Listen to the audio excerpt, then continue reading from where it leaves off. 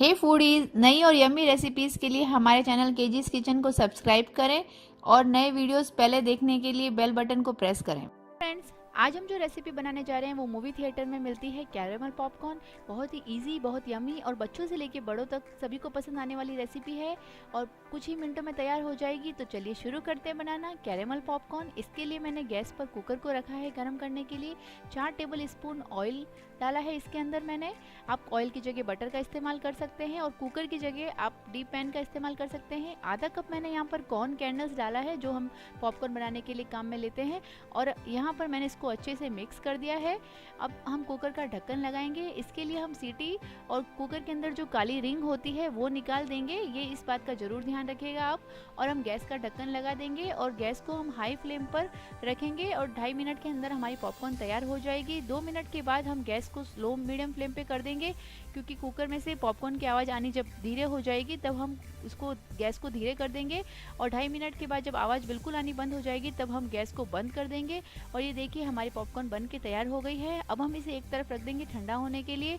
और यहाँ पर मैंने कैरेमल सॉस बनाने के लिए एक पैन के अंदर 1 टेबल स्पून बटर डाला है और यहाँ पर मैंने 1/4 कप शक्कर डाली है, वाइट शुगर है ये।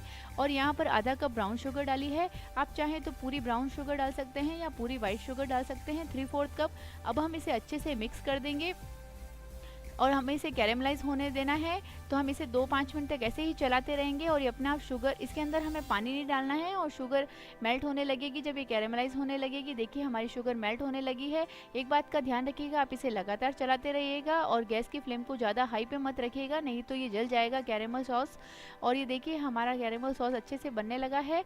अब हम इसके अंदर 1 पिंच जितना मीठा सोडा यानी बेकिंग सोडा डालेंगे और यहाँ पर मैंने 1/4 चम्मच नमक डाला है, या कोशर सॉल्ट या फिर रॉक सॉल्ट का इस्तेमाल कर सकते हैं। 1 चम्मच यहाँ पर मैंने वेनिला एसेंस डाला है। अब हम इसे अच्छे से मिक्स कर देंगे। हमारा कैरेमल सॉस बन के तैयार हो गया है। अब हम इसके अंदर पॉपकॉर्न डाल देंगे 1.5 कप। ये देखिए हम, और पॉपकॉर्न डालने के बाद हम इसे अच्छे से मिक्स करना है फटाफट, नहीं तो ये सॉस ठंडा होने लगेगा और जमने लगेगा।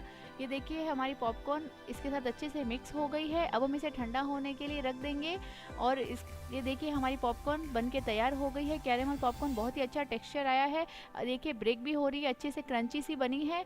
तो आप भी ये रेसिपी बनाइए और बताइए आपको कैसी लगी ये रेसिपी। और मिलते हैं हम अगले वीडियो पर नए वीडियो के साथ में। तब तक के लिए बाय एंड टेक केयर।